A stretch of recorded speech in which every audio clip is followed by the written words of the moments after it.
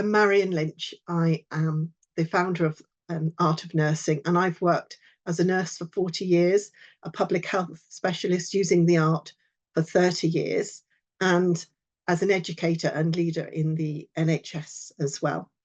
And my mission is to make nurses seen and heard using the arts, and also to address gender inequality in health and, of course, in nursing. As a result of this, I get into some hot water, but the arts are here to enable us to get into some hot water and to address issues that are too difficult to talk about in any other way. So here's a health warning for this webinar. The images that I'm going to share with you will be disturbing. They'll either be disturbing you in terms of some righteous rage in how on earth can this be happening, or in some of the visuals that I share that talk about some aspects of women's health and tell the story that policies, education programs, or pieces of work in other ways just cannot get to us. The arts are about connecting to us emotionally and creating that dissonance that we then engender us to do something about what's happening. And of course, gender inequality is not something that's a given. It can be improved, and gender equity is not given. It is being lost in many ways. So with that in mind, I'm firstly going to take you to the world of Global Health 50/50. I was fortunate to be part of the organisation Global Health 50/50 and create their art competition, and so the art content of the Gates Foundation programme on gender equity. And the exhibition and competition brought forth many, many images. I'm going to share 2 of them with you on this first 5 minutes. But here's my first one to get us going, because I want the theme of this webinar to be red. I want you to think red as we go through. Here is an expression of outrage, an art outrage, regarding the Supreme Court's decision to overturn the landmark Roe versus Wade ruling. This image is rich with cultural references. If you look at it, or if you can't see it, I'll just explain some of them to you. It will be available on our webinar. The coat hanger for self-abortion, the bra for burning, the gorilla face, a visual link to Guerrilla Girls, the feminist movement fighting sexism and revisiting art in another way. And all of this is painted onto a bed of red with the placards that declare "My body, my choice." And this webinar is about how we are showing women and women's health across the arts. My body, my choice, abortion is healthcare, fighting back, protesting against Roe versus Wade. Apologies for the language, but this is a message for women and women's allies in health across the world. And red runs through our lives, our women's lives, like a pulse. Anger, courage, warning. In other societies, red, other than Western ones that I come from, red is a symbol of celebration. So red is not always negative and angry, but I'm taking you to Portugal now for another image from Paula Rigo. So we've gone from America and now we're going into Portugal. Some people have joined since I gave the health warning. So I'm just show you that these images speak of things that other places cannot speak of. And it follows on from the Roe versus Wade argument. So my colleagues who I work with in America who have had to take lessons on abortion out of the nursing curricula will have an issue with actually including this. Here we have Paula Rigo's image called Untitled One from her abortion serials. Here my red is just a red scarf. We can't see any more than that. In this painting, a woman sits squarely on a small bed. Her knees drawn up, her hands gripping her thighs. She wears a blue cotton dress and a red headscarf knotted against her skull. Beneath her, a towel and a basin. Domestic objects turn surgical, and she stares directly at us. Her expression is neither shame nor plea, it's endurance. Her position is awkward, almost fetal. and yet she is not passive. The contorted, twisting body, the blood red paint, the alternating intimacy and distance, each detail exposes what an illegal abortion costs: secrecy, risk, and fear. Paula Rigo's work was born of indignation. Portugal, in its 1998 referendum, upheld the criminalisation of abortion, and Paula Rigo's series made the private pain of abortion public. This image forces us to look directly at what culture, religion, and silence do, and it reminds us that control over women's bodies takes many forms: medical, legal, ceremonial, and health is inseparable from human rights. Yet the arts have always been a way that women have been able to influence equity and be seen and help health.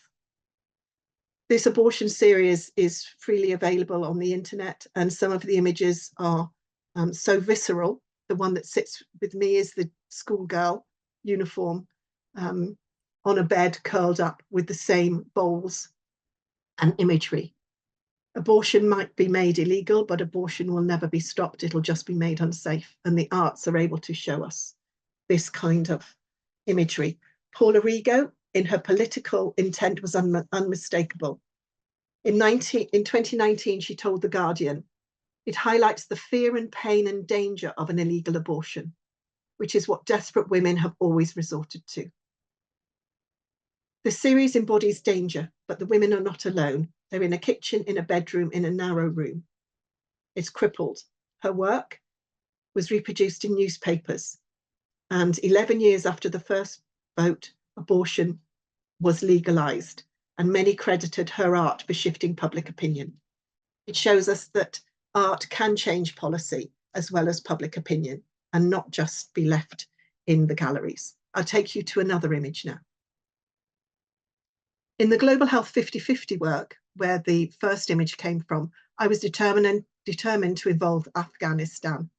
And here's an image taken by Sylvia Alessi from Afghanistan. Here is a picture that speaks 1,000 words to me. And I have to say, getting images taken by women from Afghanistan was one of the hardest things I've had to do, with secret email addresses, protecting their identity. You'll see no faces here.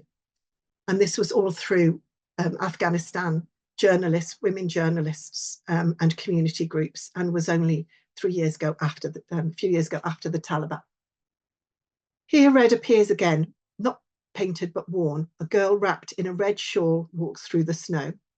This is taken in Afghanistan's Wakhan corridor, where life is harrowed and narrowed to survival. And the red fabric is protection and exposure, a sign of identity that's so lost in Afghanistan now, against a landscape that wants her invisible, and sadly, in our society at the moment, is making her invisible.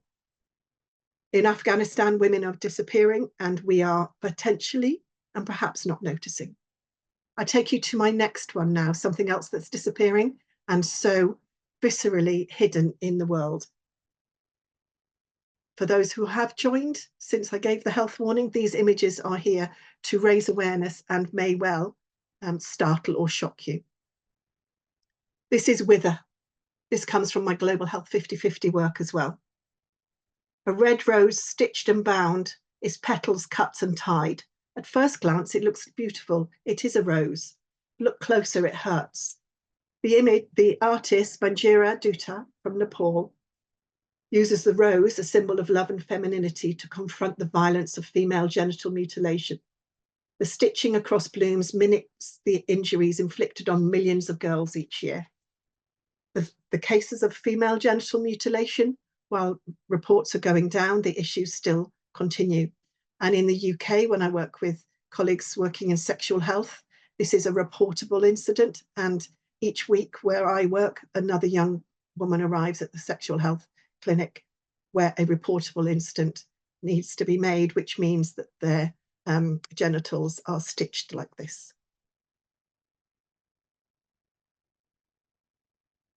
The images of women and what happens to women are not universal. I'm taking you from red. now to a black and white image. And here is Chloe. Chloe is joyfully finally able to explore what it is to be a woman. She's had her genitals changed. Chloe was born male and has taken a lifetime to be accepted and to then have the interventions that have made her female. At 72, she is joyously expressing her body and what it is to now be accepting herself and accepted in the world as female. And the images that we have for trans people across societies and across generations sometimes give us one image. This joy one is what I want to share with you, because we do not want to always view women's health as a deficit model. We want to view it as control as well.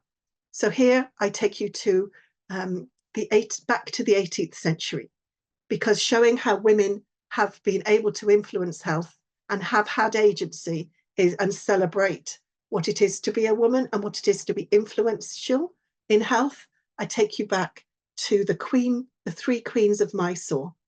This is an image that is the first public health painting, and was encouraging women to be vaccinated against smallpox. If you look closely at the image, you see one of the queens, princesses, is holding up her arm, pointing to where she would be injected, and one of the others has the white marks on her face, which were the effect of the way that smallpox was vaccinations were first inhaled.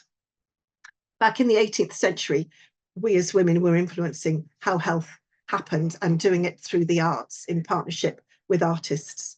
And that can be a way that we continue as well.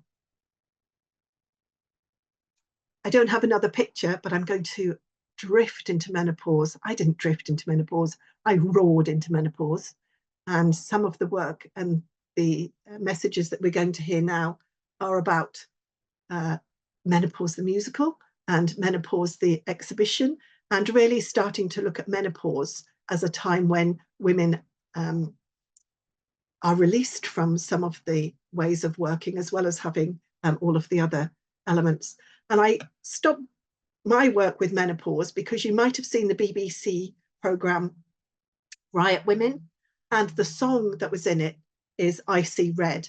I started with the image of a red background where Roe versus Wade was being roared about, the loss of our rights. I took you through a red bandana on a woman who had lost her right to have a legal abortion, and through art, legal abortion came back into Portugal.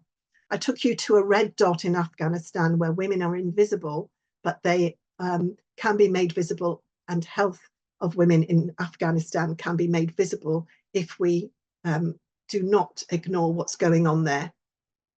And I took you to a black and white picture of Chloe, no red there, just the joy of what's going on. And back to the 18th century, no red there, but a moment of recognizing that women have been influential in health without necessarily having the power. Some of these images may have created some cognitive dissonance in you. Some of them may have wanted you to roar with anger. What I want to do now is take you to a moment where we tap into another emotion and hear about what's going on in theatre, and listen to a colleague of mine, Rebecca, from Scary Little Girls theatre company, that's called Scary Little Girls for a reason, because when we talk about scary little girls, it's kind of think, well, what on earth can be scary about little and girls? Well, a lot. And I'd lead you over now to listen to our recording of Rebecca telling you about her work and Menopause the musical even.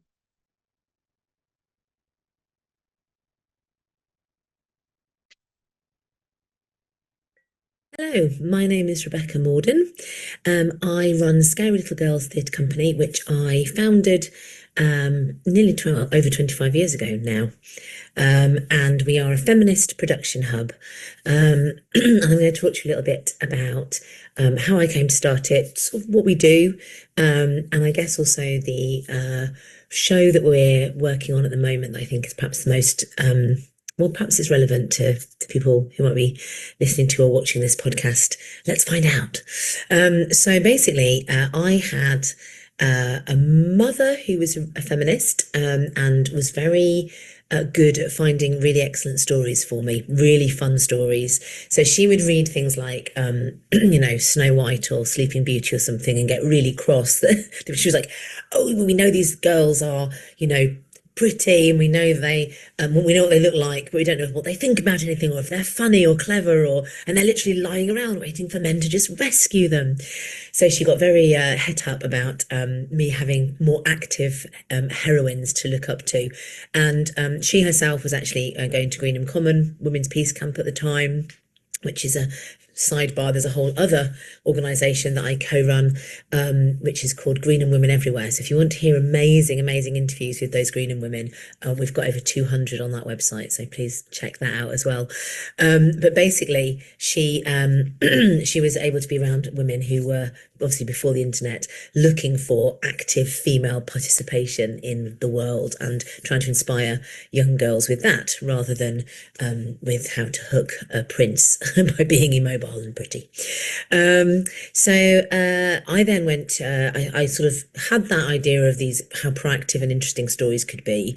I was also at school when I was very little, when Star Wars came out, and I really remember being struck by how when boys played games before that, girls would quite often have to be like a bit passive and a bit like rescued and things. And then suddenly Princess Leia is like a massive deal, and everyone is like, wants the girl who's going to play with them to be wisecracking and smart and like boss them around, which obviously I was very good at. So suddenly I just realized that stories have this massive influence on us culturally, and I just knew that you could change hearts and minds that way, and that's what I've kind of devoted my life to trying to do. So I went, did a lot of feminism myself at drama school. I was at the university, which was great. And I went to drama school and had a really horrible time, was very badly bullied, and was kind of have spoken out as part of the Me Too movement on television and radio about that. But all those experiences meant I started my theatre company really very early because I wanted women and anyone who worked with us, but particularly women, to have a much better experience in the industry, and also I want audiences to see really diverse, interesting people on stage, particularly women again, because I think it changes how you engage with the story. If we're constantly not seeing anyone our size or weight or colour or whatever, then we know that story is not for us, and that's really detrimental. So one of the things that we've been working on recently is a show, and that's actually why I'm out here. I mean, I don't live in a very sterile environment usually like this. I'm in a hotel room in America. I'm here for a pitching event for our show, Queenagers. So Queenagers is a menopause cabaret that we developed for our Maven Festival. So there's a few things to unpick there. For a start, Mavens. I don't know if anyone has heard of a Maven, but it's something that one of my mum's best friends told me about because I had been to somebody's croning. So I'd always heard of the maiden, the mother, and the crone. Very excited about croning once I'd been to this brilliant croning party, and I was going on about how I couldn't wait to be a crone and things. and my mum's friend was like, well, don't you want to be a maven first? And I was like, maiden, mother, and then crone. And she's like, no, maiden, mother, maven, and then crone. And I was like, what does this mean? And apparently, the maven is when you're postmenopausal, so you're probably not fertile anymore, so you don't have to worry about like getting pregnant, and you're probably the people that you have always looked after have grown up, and are no longer your dependents. But you do have you're kind of still at the zenith of your kind of interest in the world, your sexiness, your powers, your your attractiveness, and your time is your own. It's your play. It's a woman's playtime, and you can be a maven for as long as you like, and sow your wild oats, whatever it is you want to do, travel the world, whatever, and then you can become a crone if you want. And I was like, oh yeah, this is brilliant, and we need to make sure that women know this is a state. And no accident, I think, that in a patriarchy, men have gone, oh, that sounds like a very dangerous time period for a woman. Let's have her go straight from mother to crone. Thank you very much. So we're trying to get that back in, which we've succeeded on really well, actually. I mean, we're primarily well, I grew up in Cornwall, and we do a lot of our work in Cornwall. And there are now, because of our festivals there named after mavens, we now have, I know there's a women's gig rowing team, there's a women's shanty group, there's a women's NHS circle, women's circle in the NHS, all naming themselves after mavens and things, which I absolutely love. Anyway, so out of that festival came this wonderful collaboration with a brilliant blogger and comedian called Jennifer Kennedy, who had been interviewing lots of women and turning their experience of menopause into verbatim testimonies, a little bit vagina monologues, sort of styly. But basically, we put all that together into a kind of cabaret format with very talented musicians and singers. And my hosting, I'm a compere for like the circus at Glastonbury and things like that. So big sort of 3,000 seater massive circus venues and things. So I love taking, really like warmly holding an audience and taking a show into a making even a big audience feel like they're in an intimate sort of space. And so we hold this show together, and different actors and guests come in and do their different bits of material, either from our pantheon of work about menopause, or based on Jennifer's, or on other stuff we've collected or had written specially, because we tried to make a really lateral amount of voices. We're trying to get women who aren't part of the dialogue around menopause. So we're working with domestic violence survivors at the moment. We're working in areas of extreme poverty, all of which obviously compound women's experience of their menopause. And so then, other artists can also work with us and might say, "Oh, I don't want to do I've got a great song, or I've got a dance piece I really want to try," and that works really well as well. And that kind of also is very much part of how SLG work. We do everything from telly and radio and mainstream theatres and things to rural touring and community venues that might otherwise be kind of excluded from artistic practices. So I wrote a toolkit for the Arts Council based on our years of touring in libraries, for example, which I really love doing. So anyway, as part of this world of Queenagers, what we found basically is this absolutely insane response to it. Women are just packing out the venues. They're like just desperate to talk about this stuff. And we have a bit in the middle where I have confessed something. So what I'm being told by a lot of medical professionals is this is creating research outputs. This is filling a gap in knowledge that we don't have around women's health. And it's being done in this way that is kind of very much to do with holding those emotions that can be hard or sad or hilarious or whatever, and then bringing you out the other side into kind of a feeling of having been reassured and restored. And we kind of try and run joie de vivre and feeling like you want to go out of our shows feeling like you are happier about being a woman than you were when you came in. So it's like a very positive and motivating experience. Hopefully that's what kind of binds all of our work, feminism and kind of joie de vivre. So anyway, so we have this bit in the middle of the show where I confess something that's very silly and very embarrassing, and I'm putting it down to menopause, but I think actually I was just being ditzy. But anyway, I put it down to menopause, and it's very embarrassing, and all the audience are like, "Oh no, that's awful." I'm like, "It is awful." But it's done now. And then basically, by having kind of opened up to them, I then invite them to confess things to us. And we call it Confessions of a Galloping Catastrophe because there was a practitioner who in the 60s wrote the book on HRT and why we should all be taking it, and his reason why we should be taking it was not for our health, not for women's health. It was for the mental and physical well-being of their husbands, because it'd be awful for them to be saddled with unattractive women. So his whole book was called Feminine Forever, and it said that all women that don't take HRT become galloping catastrophes. So obviously we reclaimed that. We were like, oh, I love the idea of being a galloping catastrophe. So we have this Confessions of a Galloping Catastrophe where the audience can submit anonymous confessions from their own lives, and they are absolutely brilliant and hilarious. And then in the second half of the show, I read them to the audience back. I read them out to them, and they can either sit there quietly and absorb hearing their own story, but sometimes they literally, because the audience are all in fits about what the kind of things women tell us. And so sometimes women will just stand up and go, "That was me," and get a massive round of applause. So I'm going to finish by just reading you a few of the confessions that we've had, because they're so brilliant and they illuminate so much. And I'll probably leave the conversation there. I'd love to chat in the future to any or all of you. Get in touch with us. We're working out how to take the show forward. And that lovely mum I was telling you about, and I was also going to show you this book. This is the whole premise of the show, is that I don't really get to ask my mum about menopause because she's died, and it's a shame because she was so open, and she gave me this lovely book when I was going through puberty. Of course, this menopause and perimenopause is a second puberty.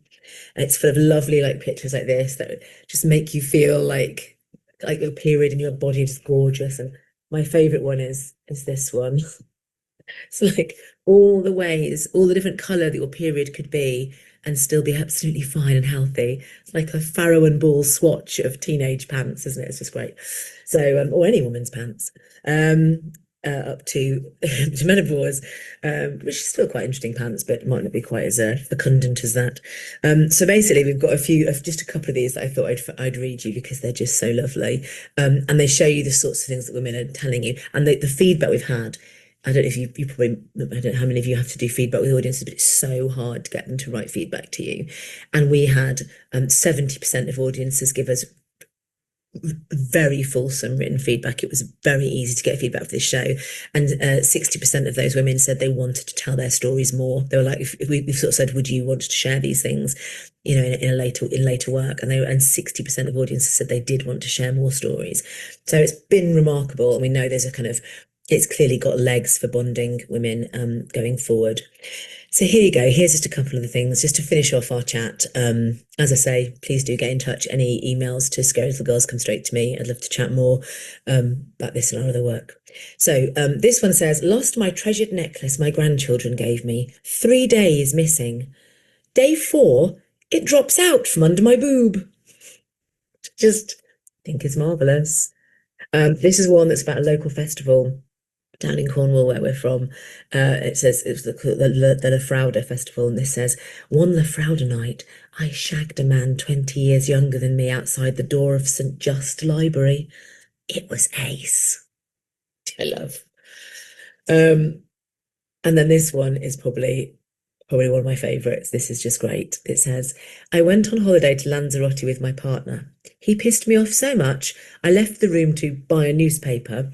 In reality, I had gone with my passport and credit card, got a cab to the airport, bought a flight, and effed off without him.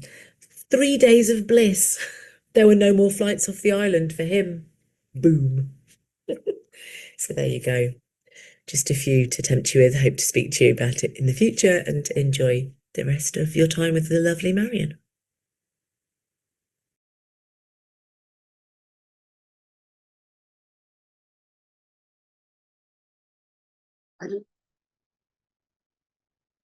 I love Rebecca.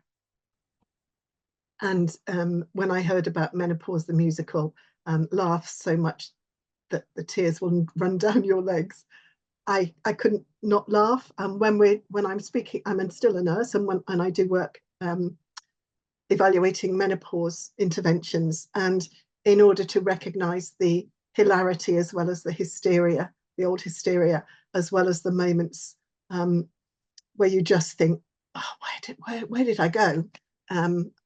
The arts really help us do that. So thank you to Rebecca, and I'm be working with Scary Little Girls, hopefully to bring those messages of menopause to more people. And also with Scary Little Girls, there's work on princesses, Queen Victoria's goddaughter, and how she was a nurse, and she was also a suffragette. And this links with our 3 Queens of Mysore pictures that come from Theatre of Debate, another theatre company. So there's so much going on in the arts around women's health and positive women's health that we don't know about as nurses. But my goodness, this is what creative health is.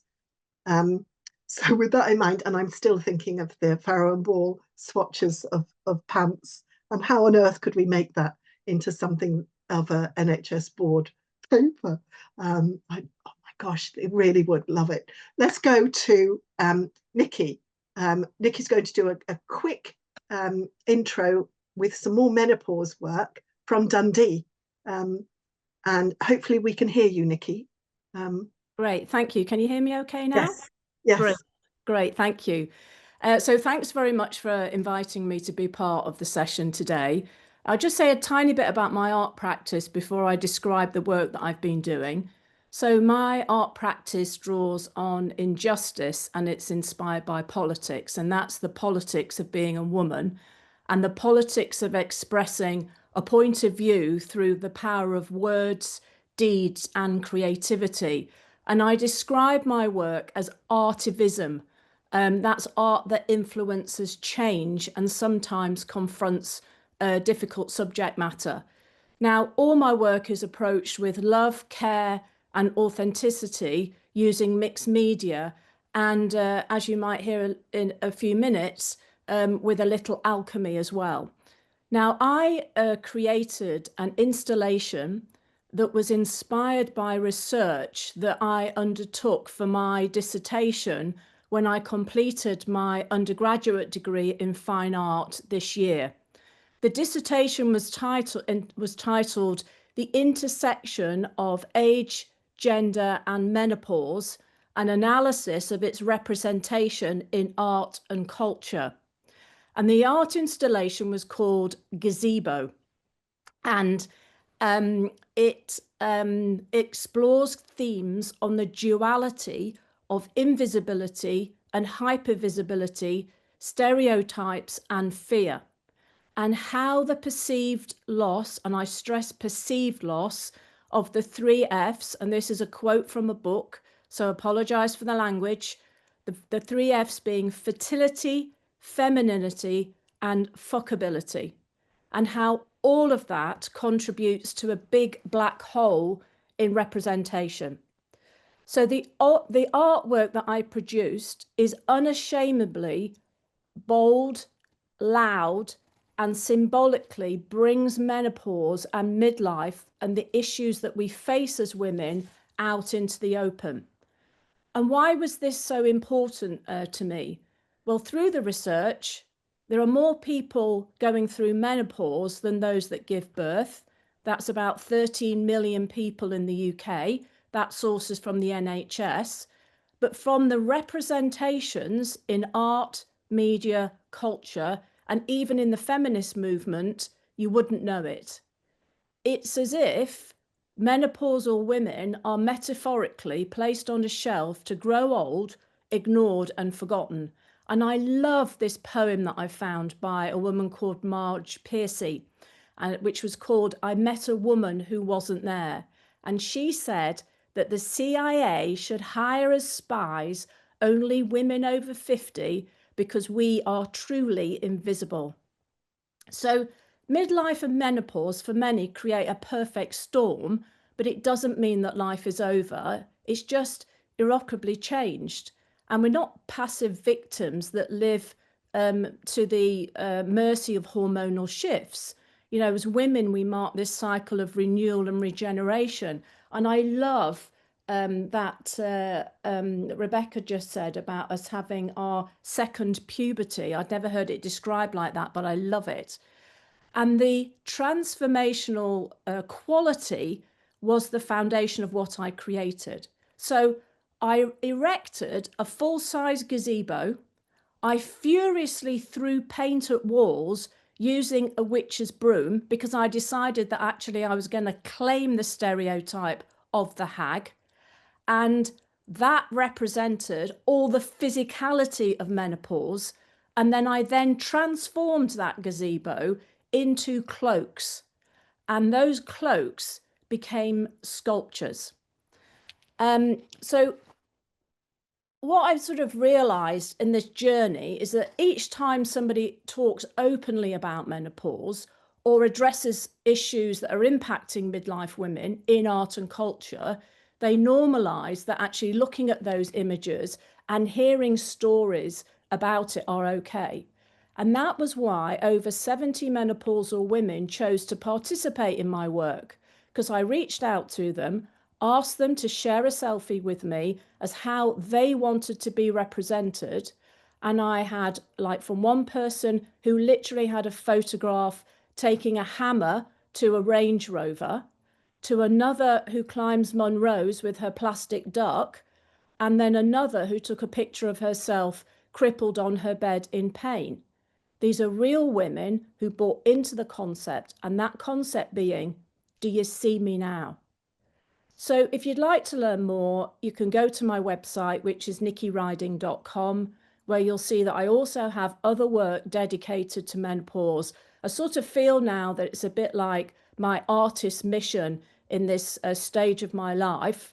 And it's about the challenges of being midlife women. And the other work that I've just mentioned is now part of a permanent collection at the Nine Wells Medical School in Dundee, in Scotland.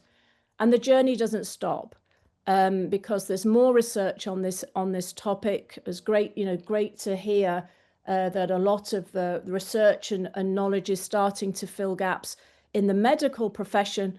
But what I want to be able to do is to fill gaps in the creative and arts and media and culture. So in January, I start a research-based art practice as a PhD student at Dundee University.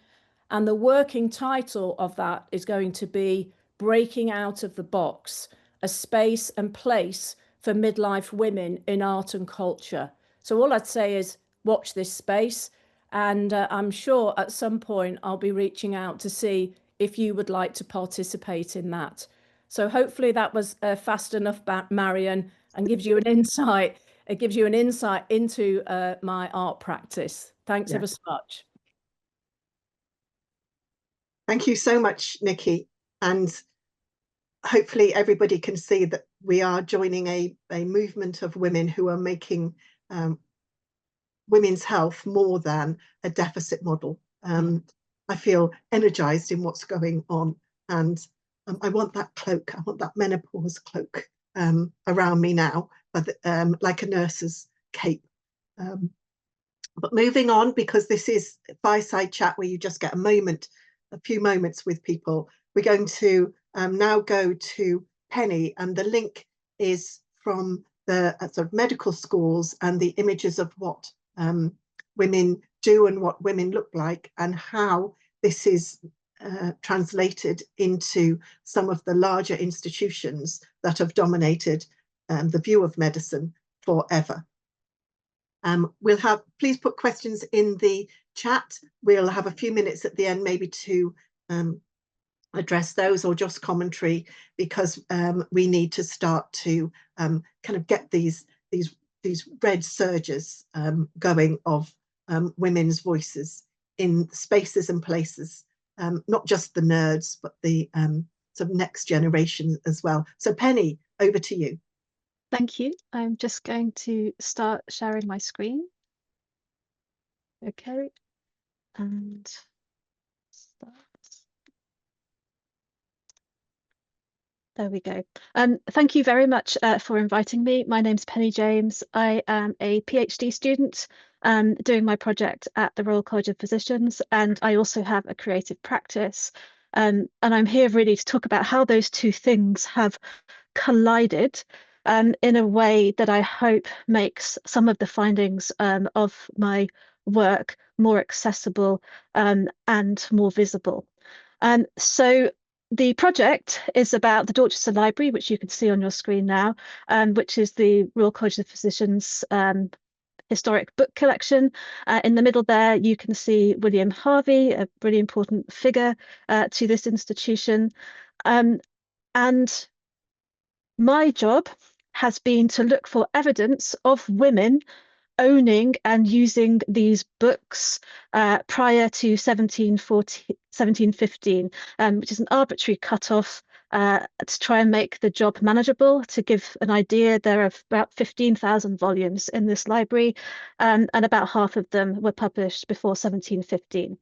And in order to look for the women, you might think, well, I'll go to the catalogue. And you can go to the catalogue, and if a woman is mentioned on the title page as the author, then she will be in the catalogue. But if she has owned the book, she won't be. Whereas if the book was once owned by a man, his name would be in the catalogue as somebody who had previously owned the book. So women's engagement with medical literature has been systematically left out of the archive. And the reasons for that are quite boring and structural, and they relate to historic archival practices and bibliographical practices that meant that if you're going to be in the catalogue as an owner, you have to be located in the archive, whereas women historically are invisible in the archive because they take their husband's name. So the only way to put the women back is to take the books off the shelves one at a time, to look at every single page, and to make a note of the books that have evidence of being owned by women, and then add that information to the catalogue. And that has been my project, and I have done that. So I have stood in this library for a very, very long time. I have taken just under 7,000 books off the shelves one at a time. I have looked through every single page of those 7,000 books. I have photographed and documented the evidence of the women, and then I have put those books back on the shelves. And I've had many thoughts as I've done it. The first thought that you just can't get away from is just how masculine the space is coded. And that is deliberate. It was designed to look like a gentleman's library. So within the space itself, the women are invisible. Within the catalogue, the women are invisible.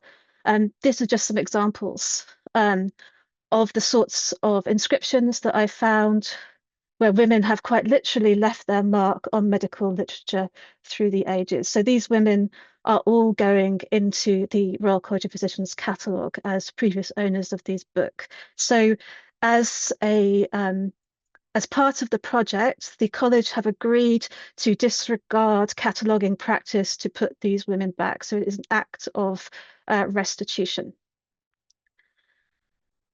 And one of the things that really struck me while I was doing this was, yes, I'm going to put them in the catalogue. So if you go and look for a specific book, you will see that women have owned them. But the space doesn't change, and how we feel about the space doesn't change. It's still very masculine coded, and women's work really to construct this space is completely invisible, which is where the idea for the artwork came from.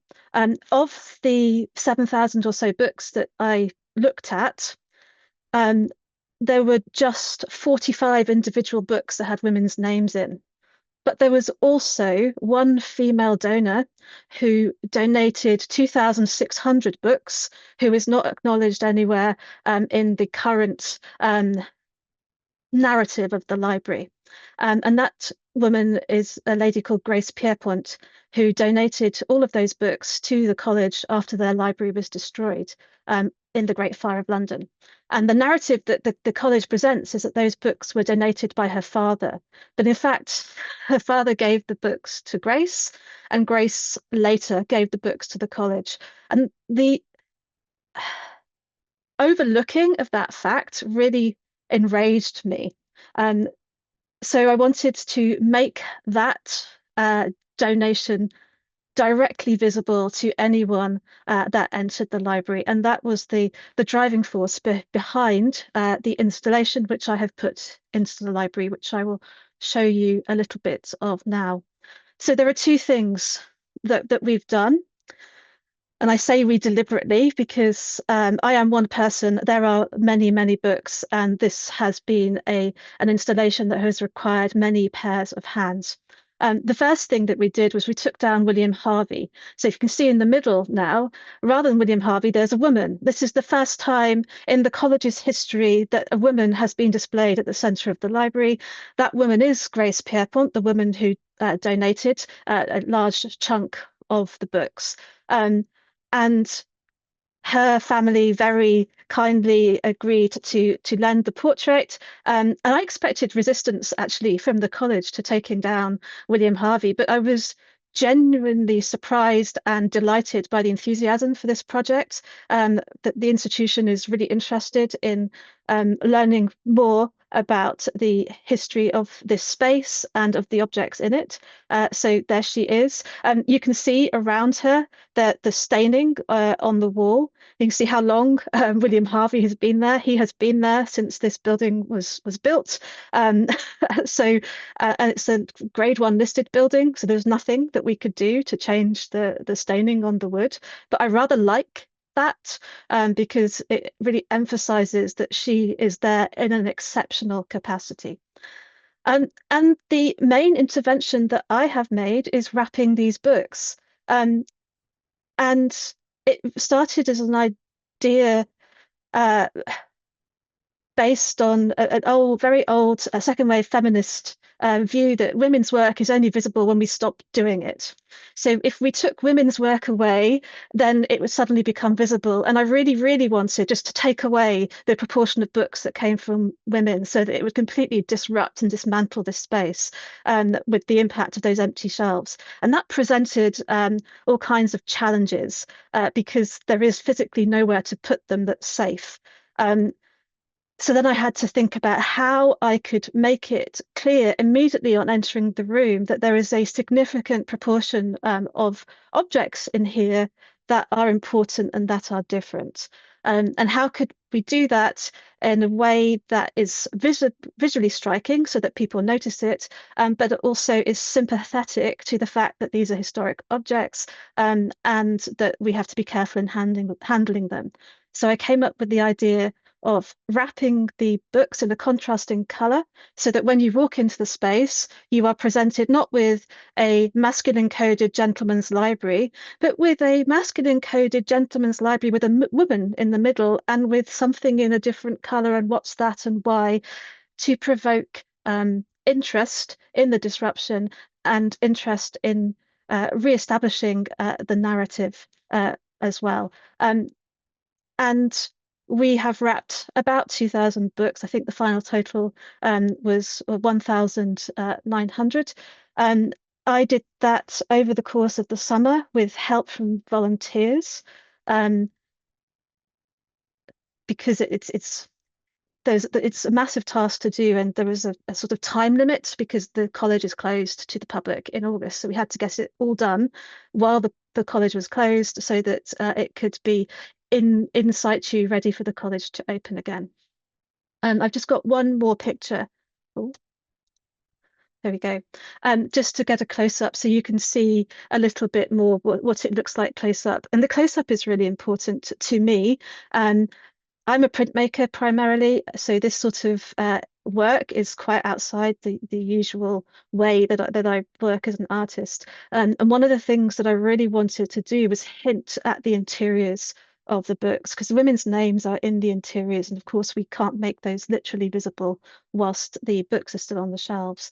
But the way that the lights in the room reflect the grid onto the blue jackets that we've wrapped the books in hints at the marbled end pages that you find inside. So there's just an inkling that if you were to open these books, then you would find that evidence in there of women having handled them.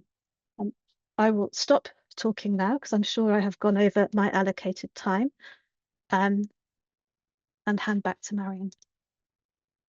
Thank you very much, Penny. And I want to go in there now because I want to feel the books while we have a digital world. I am a bit of a nerd, and I do like to handle a book as well, and then feel the history that goes with it. And creative health and creative arts are about the temporal, the history, as well as the here and now. So wonderful. And I'm going to wrap up the session now, and I can't see any questions in the chat at the moment, but I want to call us to one more image in nursing, which I haven't actually shared yet, and that is Men in Nursing. This event is about gender equity and the art of nursing, and Global Health 50/50 is about all genders.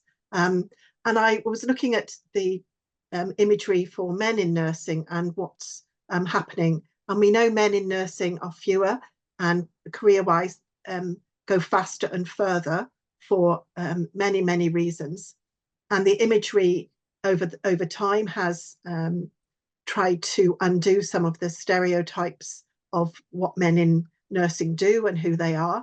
But there's a new stereotype coming, and I don't know whether we're going to be able to talk about this in other venues.